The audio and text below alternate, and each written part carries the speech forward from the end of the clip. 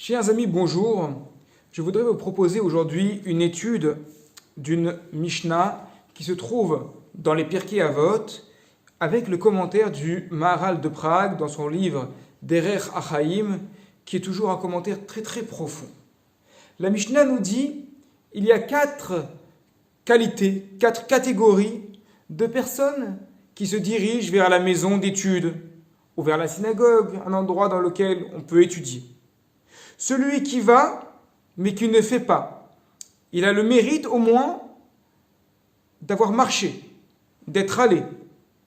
Celui qui fait, mais qui ne marche pas, il a le mérite d'avoir fait, c'est-à-dire d'avoir étudié, d'avoir assisté à un cours. Celui qui marche et qui fait, c'est un chassid, un homme pieux. Celui qui ne fait pas, qui ne marche pas, qui n'y va pas, c'est un rachat, c'est un mauvais. Expliquons. De quoi parlons-nous ici? D'abord, le Maharal de Prague explique que nous parlons de quelqu'un qui est en capacité de venir. Nous parlons de quelqu'un qui a la possibilité de se diriger vers la maison d'études, d'étudier, de comprendre. Mais on ne parle pas de quelqu'un qui est empêché. On ne parle pas de quelqu'un qui n'a pas la possibilité non plus de comprendre. Par exemple, si l'on va en Chine, alors en ce moment on va peut-être éviter d'aller en Chine, mais si on va en Chine et qu'on ne comprend pas le chinois, on va aller au Beth Midrash pour étudier en chinois, on ne va pas comprendre grand-chose. Un exemple peut-être un peu plus probable, une dame m'a fait la réflexion dernièrement, et c'est vrai, m'a dit oui, évidemment qu'il vaut mieux étudier, aller au cours en visuel, à la synagogue, c'est certain. Mais pour moi, qui m'occupe des enfants le soir, qui les met au lit, pour sortir, je dois aller dehors, seul, dans la rue. C'est trop compliqué, je ne peux pas. Effectivement, il y a des cas dans lesquels on ne peut pas se déplacer. C'est certain. On ne parle pas dans ces cas-là. On parle de quelqu'un qui a la possibilité de se déplacer, qui a en plus les capacités intellectuelles pour comprendre, qui a lui-même étudié, donc qui connaît, mais préfère ne rien faire. C'est celui-là qui est stigmatisé et il ne concerne aucun d'entre nous ici. Le Maharal continue en remarquant qu'il y a une différence avec les autres mitzvot. C'est-à-dire, ici, on nous dit, celui qui va, qui marche à la maison d'études, qui marche à la synagogue, le simple fait de marcher, c'est une mitzvah. Ah bon? D'ailleurs, c'est un passage de la Gemara explicite, qui dit que chaque pas à marcher vers la synagogue, c'est une mitzvah. Ah bon? Mais pourtant, admettons qu'on va donner de la tzedaka. On va donner de la tzedaka, de l'argent, à quelqu'un qui en a besoin. On y va, et finalement, on ne lui donne pas. Est-ce qu'on va dire que le fait d'avoir marché pour lui donner, même si on a changé d'avis au dernier moment, ça s'appelle une mitzvah? Non, ça compte pas. Pourtant, là, on dit que celui qui va à la synagogue ou à la maison d'études, même s'il y va, il reste passif, donc il n'agit pas, malgré tout, il a la mitzvah d'avoir marché. C'est étonnant. Quelqu'un qui va acheter un loulav pour Sukkot, au dernier moment, il n'a pas assez d'argent, il n'achète pas le loulav. Est-ce qu'on va dire qu'il a fait une mitzvah? Non, il ne l'a pas faite. Donc pourquoi spécialement par rapport à l'étude de la Torah, on dit que le fait de marcher pour faire, même si après on ne fait rien, ça s'appelle une mitzvah?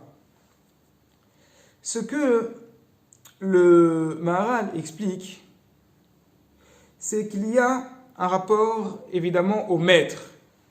Il y a un rapport au rav. C'est-à-dire que pour une mitzvah, il y a nous et la mitzvah.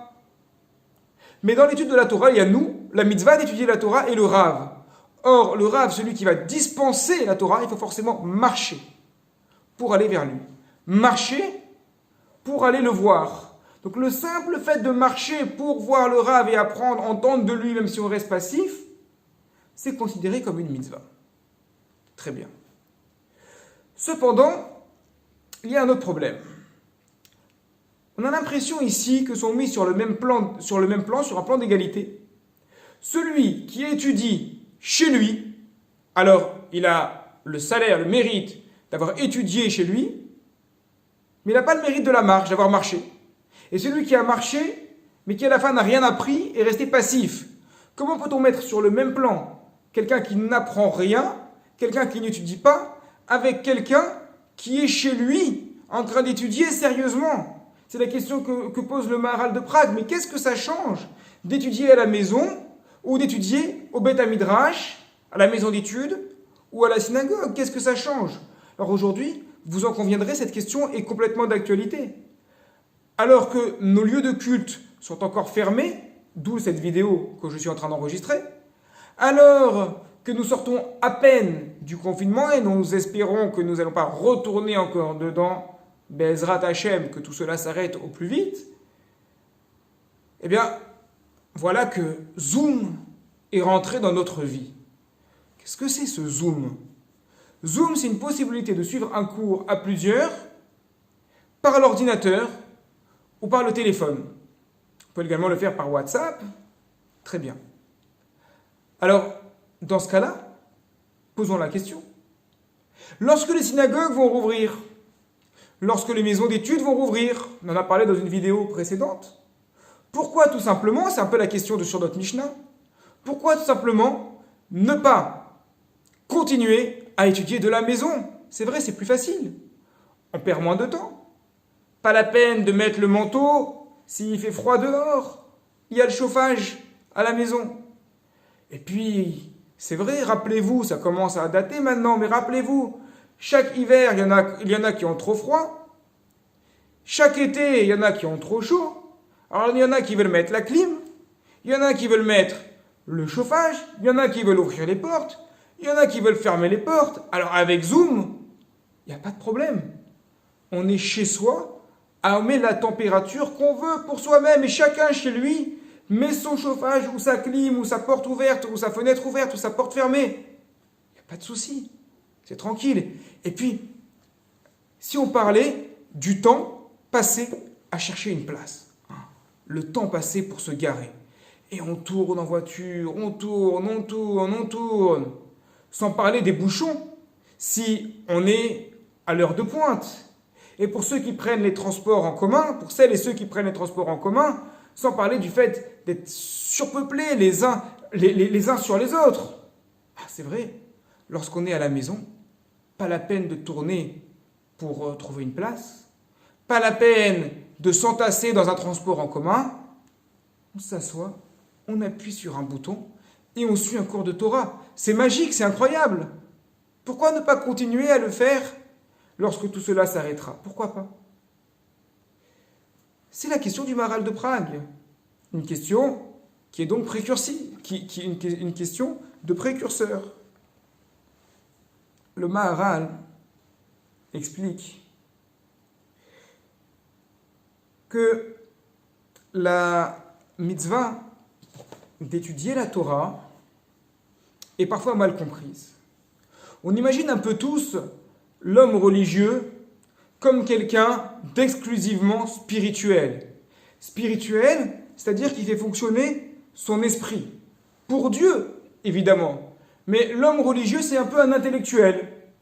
Et l'intellectuel, qu'est-ce que c'est? Alors, c'est le terme de yeshiva, rester assis. L'intellectuel, il reste assis, jour et nuit.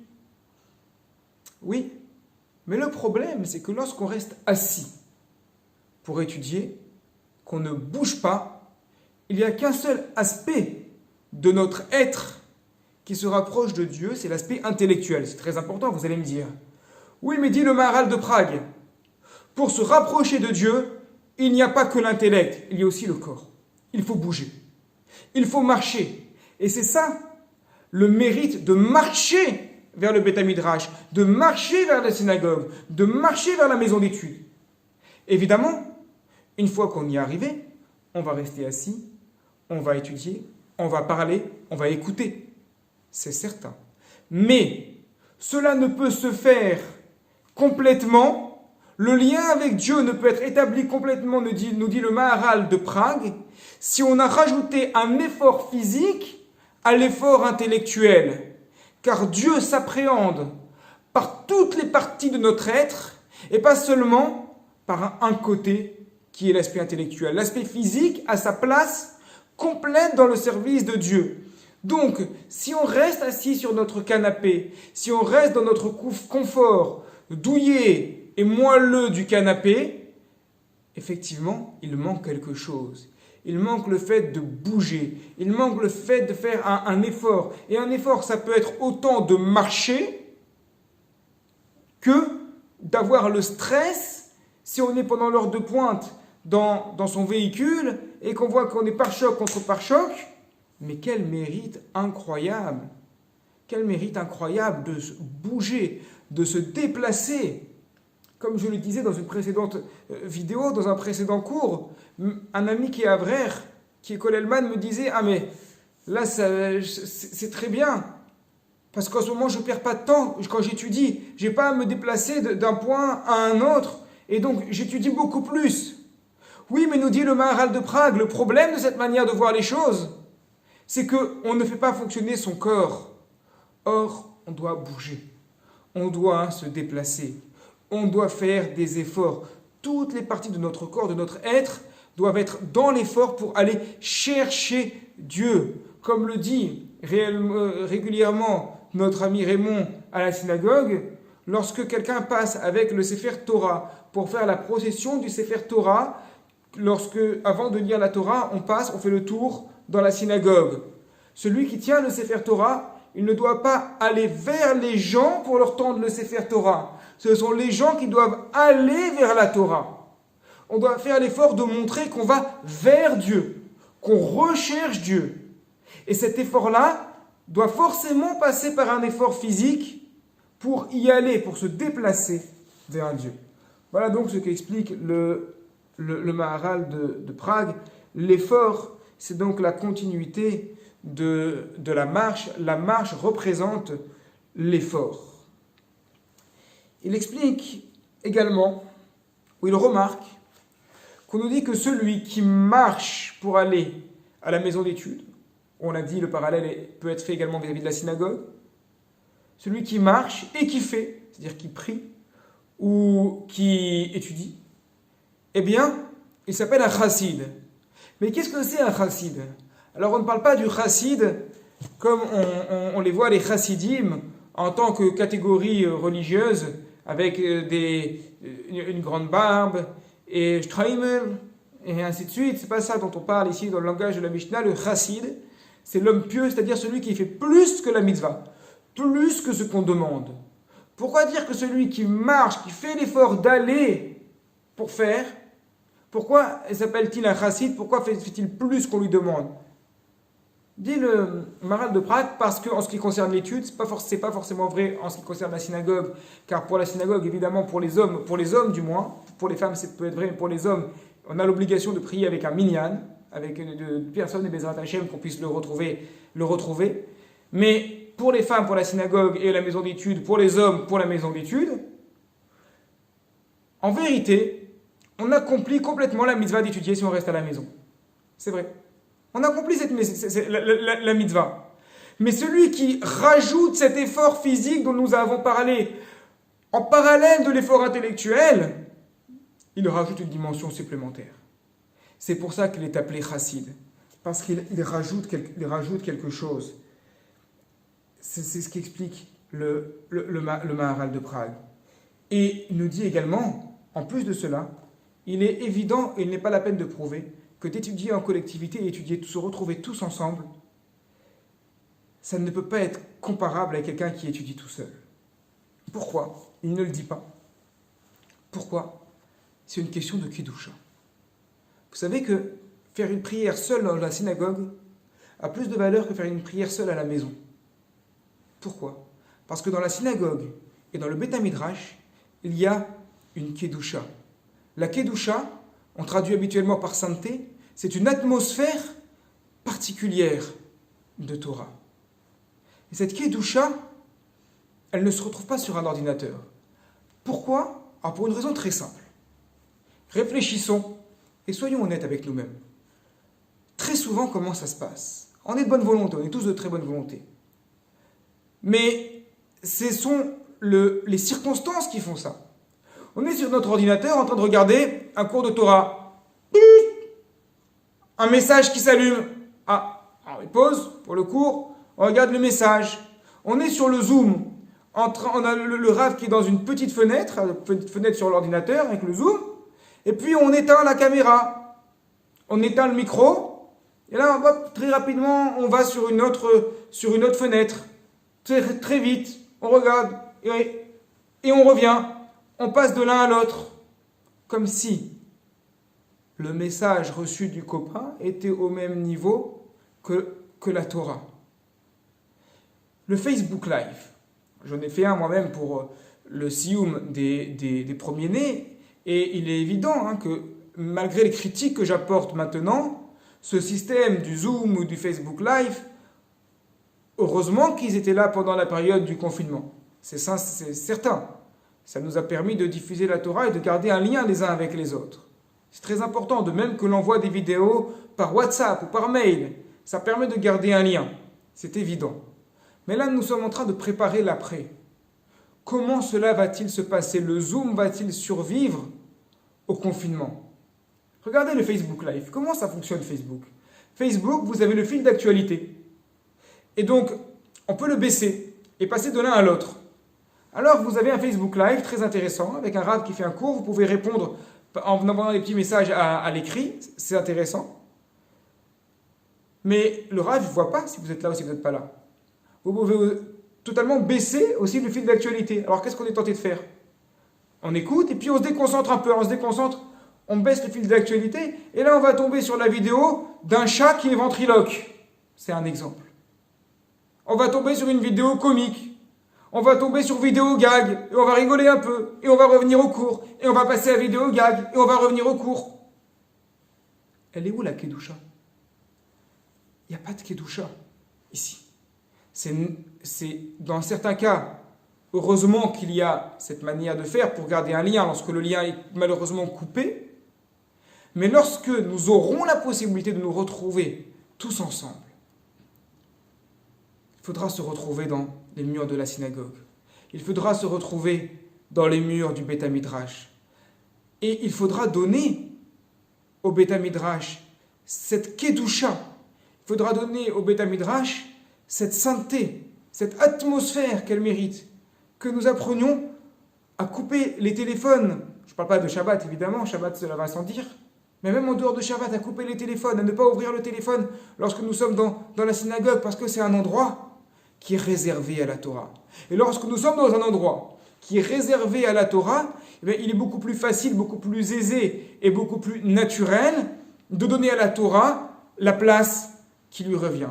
Mais lorsque nous sommes en pantoufles ou en short, parce que là vont arriver les jours d'été, sur notre ordinateur à écouter un cours de Torah, c'est beaucoup plus facile, et je parle à moi également, c'est beaucoup plus difficile, et je me parle à moi également, de rester concentré dans ce que l'on fait, parce que très vite on a le réflexe d'appuyer sur tel bouton, de changer de fenêtre, de regarder autre chose à côté. Ça va très vite parce que le contexte ne prête pas à la Kedusha. Alors, pour conclure, Bezrat Hashem, avec l'aide de Dieu, que Akadosh Baruch Hu, il permette d'abord la guérison de ceux qui sont encore malades du coronavirus, qu'il accorde une bonne santé à toutes et à tous, qu'il permette à nos synagogues de rouvrir leurs portes, qui permettent au virus de disparaître complètement, et que nous puissions nous retrouver tous ensemble, à la synagogue, au Beth Midrash, pour prier, pour étudier, et que nous puissions nous rendre compte de à quel point ça nous avait manqué, et que nous donnions à nos synagogues et à nos maisons d'études la Kedusha, la sainteté, l'importance qu'elles méritent. À très bientôt.